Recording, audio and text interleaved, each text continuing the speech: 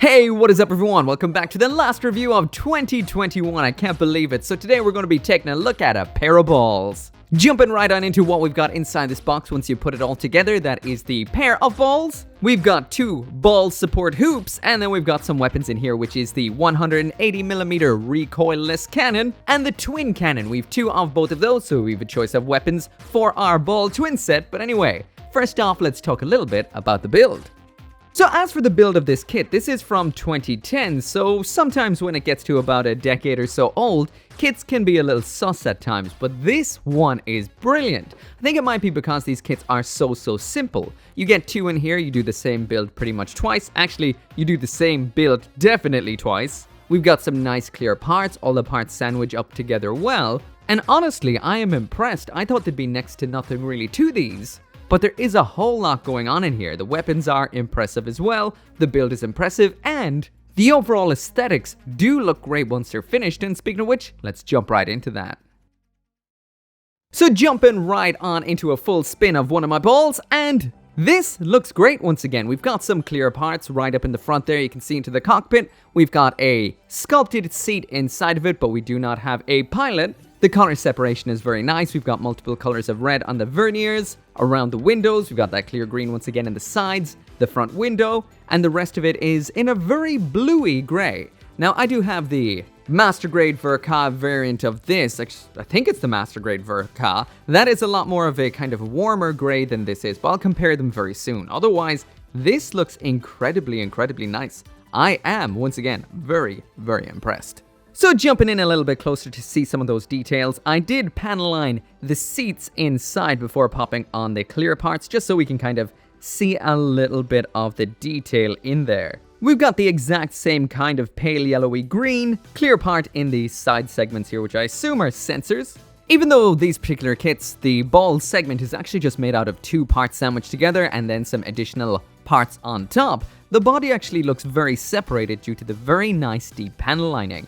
Again, this is such a nice kit for something that is pretty old and pretty inexpensive. This was built pretty quickly, so there is a lot of nubs all around it, but this is, like I said, it was built quick. I didn't actually take any time to remove the nubs on it, so when it comes to nubs and mold lines, this is a very quick, simple build due to the fact that those aren't so prevalent. There are a couple of seams you may want to close up, but they kind of add to its mass-produced, low-tech, grunt kind of aesthetic, and I think that's cool. Yeah, this is definitely a beautiful pair of balls.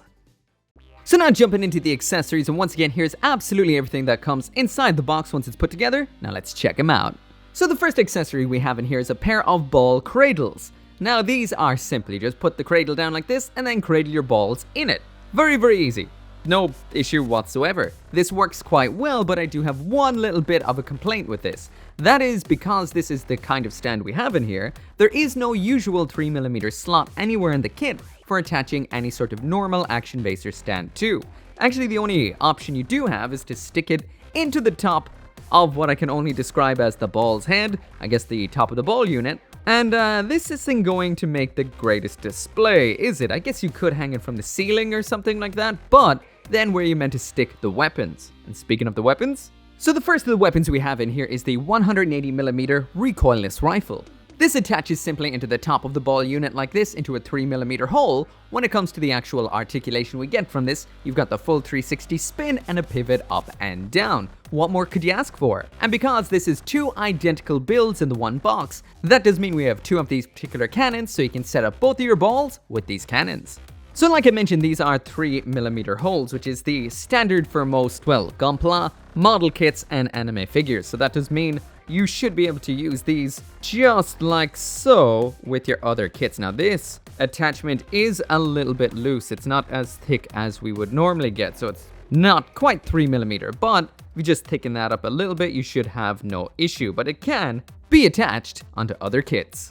The second weapon we have in here then is the double cannon. Pretty much the same as before. If you just pop out the recoilless cannon there and pop these on, these can spin all the way around. We've got a tilt up and down on both, a much larger tilt than we would have had before because it's just a simple peg into a hole attachment. There is it extended all the way up and all the way down so you can see the extent of its movements. And once again, we do have 2 of these. But as far as I can see, unless somehow I misplaced it, let me check instructions. Yeah, we do not have any stickers for using with these sights on these, so you're gonna have to color those in yourself. Otherwise though, pretty cool.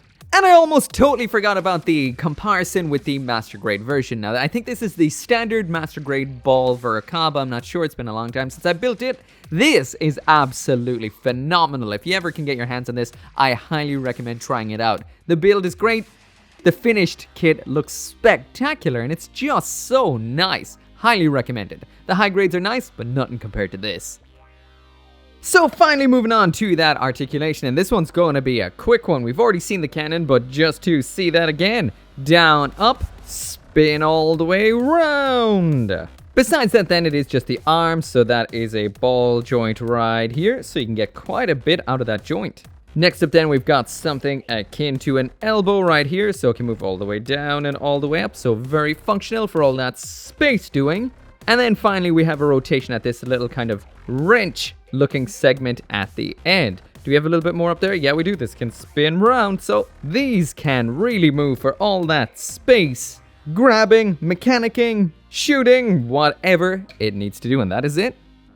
So anyway, that right there is it for the review of the pair of balls that is the high grade ball twin set. Now, as far as I'm concerned, this right here would be a silver tier Gundam kit. This is exactly what it needs to be. Nothing more, nothing less. This is as average as they come, but at the same time, this is done spectacularly well. Even though it is average when it comes to the build and whatnot, I'm talking about average by 2021 standards. So I guess when this came out, it must have been great. We've got clear parts, nice part separation, nice colors, and it looks phenomenal. If you're thinking of grabbing yourself a pair of balls, I highly recommend that you do. As always, thank you so much for watching. Make sure to come back for more Gunpla reviews in 2022, and I'll see you next time.